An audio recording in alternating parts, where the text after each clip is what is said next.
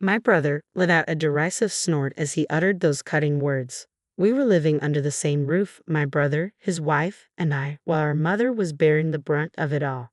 She arrived at our doorstep in a state of utter exhaustion, tears staining her cheeks as she pleaded, "I can't go back there." The image of her distress lingered in my mind, igniting the surge of indignation within me.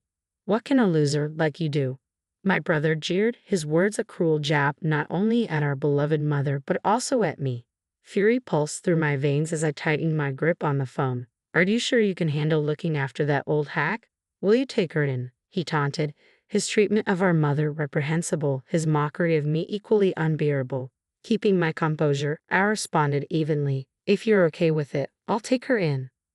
"My name is Rena.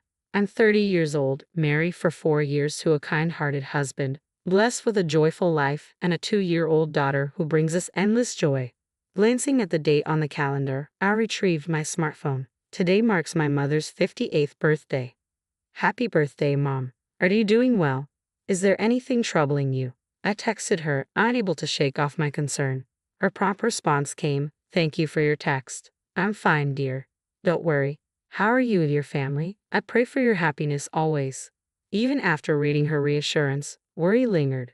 Currently, my mother resided with my brother and his wife in our childhood home.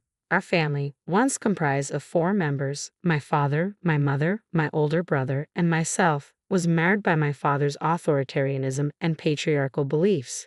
He was a man of unwavering dominance, his control extending over my mother and me.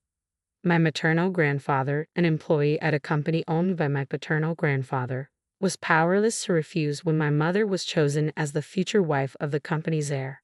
Thus, she became the bride of my father under circumstances that resembled coercion more than consent. Although the company eventually collapsed amidst economic turmoil, my father's inheritance left him untouched by financial woes. Despite his idleness, he harbored a deep-seated contempt for women, a belief he passed down to his children. His favoritism toward my brother was palpable, showering him with privileges while belittling me at every turn. "A woman shouldn't be greedy," our father often admonished, his words a mantra of oppression. My brother, steeped in this toxic environment, grew entitled, seeing himself as superior while regarding me as inferior, a mere shadow in his path of self-importance. Growing up in such an oppressive atmosphere was excruciating. Each day, I harbored the fervent desire to escape home as swiftly as possible.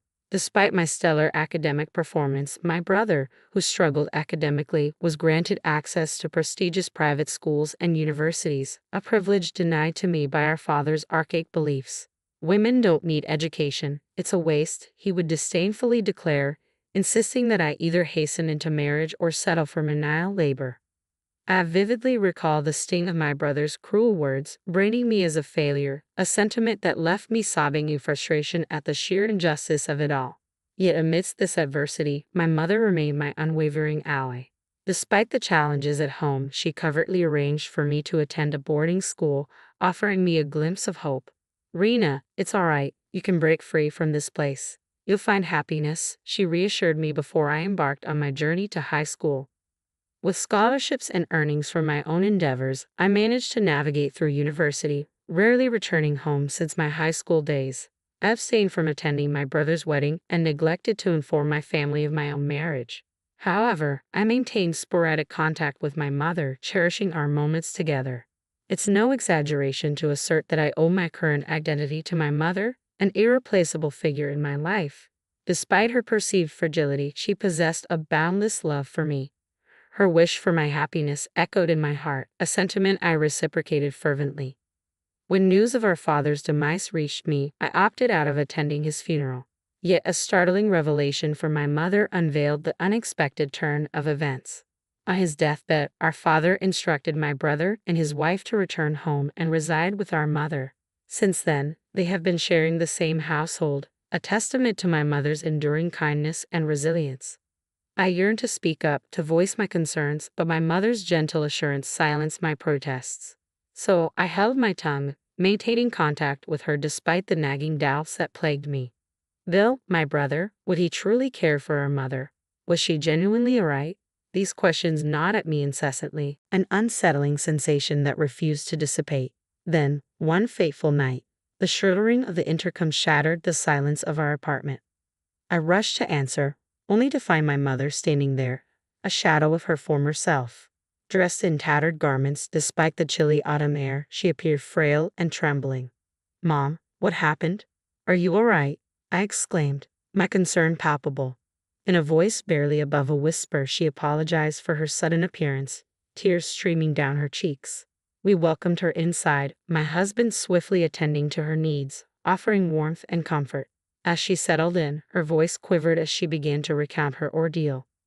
Living with my brother and his wife, Nicole, had become a nightmare. They treated her as a servant, demeaning her with every task left unfulfilled. My brother's verbal abuse cut deep, labeling her as useless and a burden, while Nicole spewed insults and callously sold off her possessions. False rumors tarnished her reputation, painting her as a troublesome mother-in-law. My mother's health deteriorated rapidly under their tyranny, yet she endured silently, concealing her suffering from me. "Why didn't you tell me?" I lamented, my heart heavy with guilt. "Rena, I've burdened you since you were a child," she confessed, her words laden with remorse. "I hesitated to add to your burdens. I believed if I could endure it quietly." My mother's voice faltered, trailing off. Then, an email notification chimed, disrupting the heavy atmosphere. "It's from Nicole," she murmured, her hands trembling as she read the message aloud. "Where are you? The laundry isn't done, and there's no food. Do you want your belongings sold again?" The threat sent a shiver down her spine. "I'm sorry, Rena. I can't bear to return to that house," she confessed. Her words spurred me into action. Without a word, I retrieved my smartphone and dialed the number my mother had given me. My brother's gruff voice answered, demanding, "Who's this?" "It's Rena. Mom's with me," I replied evenly. "Oh, it's you," he retorted dismissively. "That old hag left without finishing her chores, huh? Tell her to come back immediately." "It seems you've been mistreating Mom," I interjected, my voice quivering with anger. "I've heard everything." My brother's response was a contemptuous snort. "Ha, what about it? What can a dimwit like you do?" he scoffed. "You've worked Mom to the point of illness, and you think that's acceptable. I won't allow her to stay with you any longer." "Think you can afford to support that old hag?" he sneered. "She's been a housewife all her life, incapable of anything and penniless. Are you planning to take her in?" "No more old hag talk. She was more than just a housekeeper," I retorted, my voice laced with fury. From the background, a voice, unmistakably Nicole's, chimed in. "They've been treating my dear mother so poorly, even mocking me. I can't tolerate it," she declared. The surge of rage towards my brother and his wife intensified, my grip on the phone tightening with resolve.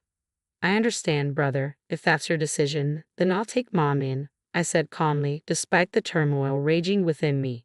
"Well, if you're taking her, that's fine by me. It'll free up some space in the house, and I'll be relieved," he responded dismissively. "Understood. Mom will be living with me from now on, so there's no need to contact us anymore," I declared before ending the call. "Rena, I'll make sure to take good care of your mother too," my husband reassured me, gently taking my hand. Our daughter, sensing the shift in mood, happily climbed onto my mother's lap, calling her grandma. My mother hugged her tightly, tears of gratitude streaming down her cheeks. 6 months later, the incessant ringing of the doorbell shattered the tranquility of our home. Peering out, I saw my brother, his face contorted with anger, accompanied by his wife, Nicole, who wore an ostentatious outfit that clashed with her sour expression. "What do you want? How did you find out where we live?" I demanded, taken aback by their sudden appearance. "We looked it up. Just open up, there's something we need to discuss," my brother insisted. With my husband and mother at my side, I ushered our daughter into another room, preparing to confront them alone. Upon entering, my brother wasted no time in accusing, "What's this about our house being sold?" "Yes, we received the message. My company bought your house," I responded calmly, bracing myself for his reaction. "Your company? What are you talking about?" He sputtered in disbelief. "I'm the head of a reputable real estate company in the area. It's my company, and by the way, doesn't the company you work for subcontract to us?" I countered, watching as realization dawned on his face. "That's absurd. You, a dropout and a failure, running a real estate company? It's impossible," he exclaimed, his voice tinged with disbelief and indignation. "If you're skeptical, feel free to make a call to verify." But please, don't cause any inconvenience to the company, I urged, maintaining my composure despite the tension in the room. I promptly presented him with my business card, and as his eyes fell upon it, my brother fell silent, his face flushing crimson with a mixture of surprise and embarrassment. It was undeniable. After graduating from university, I had diligently carved out a successful career path. Initially hired by a prominent real estate firm, I eventually ascended to the position of executive in a newly established company. As a matter of fact, I continued, maintaining a measured tone, I met my husband through work and we've since married. He happens to be a landowner, so you might say we're quite well off. There's no basis for you to label me a dropout or a failure. Supporting mom financially would hardly pose a challenge for us. My brother, wide-eyed and visibly agitated, remained silent, while his wife's expression shifted from disbelief to shock. Damn it, okay. What about our family home? What do you mean, you sold it? My brother erupted, his voice bordering on hysteria. Finally breaking her silence, my mother spoke up, her tone firm but composed. You may not have been aware, but after your father's passing, the house and land were legally transferred into my name. Consequently, I made the decision to sell both to Rena's company. It's time for you to vacate the premises. What? What are you talking about, old woman? My brother spluttered in disbelief. Wait, didn't you say, as the eldest son, the house was rightfully yours? Caught off guard, my brother and his wife exchanged panicked glances, their expressions betraying a mix of confusion and alarm. What's wrong with me selling something that's rightfully mine? My mother retorted, her voice unwavering. Sorry to shatter your illusions, but I've liberated myself from your control. I won't live as you dictate anymore, my mother declared resolutely, her voice carrying a newfound strength. In response, my brother erupted in a fit of rage. What the hell are you talking about, you worthless old hack? He bellowed, his wife echoing his sentiments. You've never worked a day in your life, just leeching off others. Indignant, I stepped forward to defend my mother's honor. What are you talking about? Mom works hard. She's the manager of an apartment building owned by my husband and me. She's diligent, keeps the place immaculate, and is adored by the residents. And she gets paid for it too, I asserted firmly. My brother, who had been standing defiantly until then, fell silent, his shoulders slumping as he sank into a nearby chair. I could see the defeat etched on his face. Nicole leaned in to whisper something in his ear, a futile attempt to salvage the situation. Knowing my brother's prideful nature, I could sense the sting of defeat and rejection weighing heavily on him. If there's nothing else, you can leave now. I don't want to be involved with you, I declared firmly, unwilling to entertain any further drama. Suddenly, my brother's demeanor shifted. His previous rage gave way to a fawning grin. All right, but listen, you're rich now, right? Could you spare some cash? I recently lost my job and I'm having money troubles, he pleaded shamelessly. I was taken aback by his audacity. Before I could respond, he continued, Hey, Mom could give money to me too, right? You got money from selling the house. Just think of it as helping out your adorable son. Just as I was about to intervene, my mother's voice cut through the tension. Enough already. Have some shame, she admonished, her words carrying the weight of years of frustration and disappointment. I was taken aback witnessing my usually gentle mother raising her voice for the first time. Even my brother and his wife looked stunned by her sudden assertiveness. I apologize for raising you to prey on your sister like a shameless creature, she began, her tone firm. But there are lines you shouldn't cross. Don't disturb us anymore. Go home. Hearing this, my brother trembled once again, but he quickly retorted, Shut up and listen, old hag, you're not calling the shots here. Be prepared, I'll squeeze every dime of your inheritance from you. Nicole chimed in, demanding money as well. My mother's response was cold and unwavering. That's if there's anything left. From now on, I plan to spend all the money from the sale of the house for myself and Rena's family. I have no intention of leaving a single penny for you two, she declared. Enraged, my brother lashed out, What the hell, you old crone. From now on, I'm cutting ties with both of you. Stay away from me and Rena. Leave that house immediately, I intervened, feeling a surge of pride for my mother's newfound strength. Refusing to back down, my brother and his wife insisted they wouldn't leave until they received the money. Yes, we'll squat in that house, they declared defiantly. Just then, my husband's calm voice resonated through the room. What do you mean you won't leave? He asked, stepping forward. My husband's imposing presence seemed to silence them. Nice to meet you. I'm Rena's husband, he introduced himself calmly. What were you saying to my wife and mother-in-law earlier? Suddenly, my brother and his wife seemed to shrink in his presence. Despite his peaceful nature, my husband's stature and demeanor exuded authority. It was no wonder they found him intimidating, especially in comparison to my brother. My husband, bless him, is a challenge to handle, always boasting and looking down on women. Oh well, I chuckled, trying to mask my frustration. Oh, I just remembered I have something to do. I should be going. My brother stammered, suddenly eager to leave. Yes, let's go, his wife chimed in, their sudden change in demeanor almost comical. Suppressing a laugh, I watched them make their hasty retreat. In the quiet aftermath, my husband gently touched my shoulder. You did well? You must be tired, he said, offering silent support. My mother appeared, holding our daughter, her face radiant. We embraced wordlessly, basking in the warmth of our bond. Fast forward 1 year, and our harmonious relationship continued to thrive.